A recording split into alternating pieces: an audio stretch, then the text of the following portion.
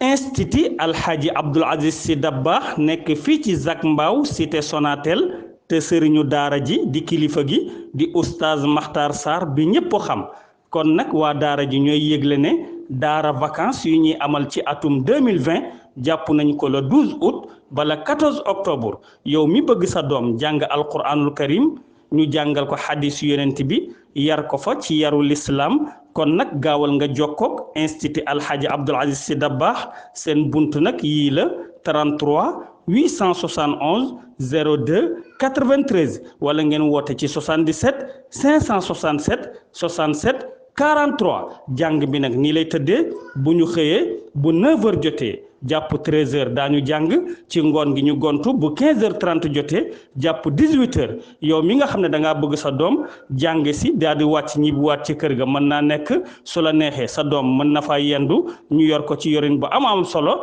su la neexee sa doom mën na faa toog ñaari weer ñu jàngal ko yar ko jàngal ko xadis yonent bi alquranul karim kon nag gaaw leen ngeen jokkook institut Alhaji Abdoul Aziz Sy Dabakh te nga xam ne oustaz Makhtar Sarr moo ko jiite nekk fii ci Zac Mbao cité Sonatel ànd kook ay jàngalekat yu jàng alquranul karim mën a yar xale waaye nag mën leen a taxaw ci taxaw bu am solo kon nag xaaral ma daw yóbbu sama doom ci institut Alhaji Abdoul Aziz Sy Dabakh ndax kat oustaz Makhtar Sarr boo ko joxee sa doom incha allah li nga bëgg yàlla mën na ko cee def.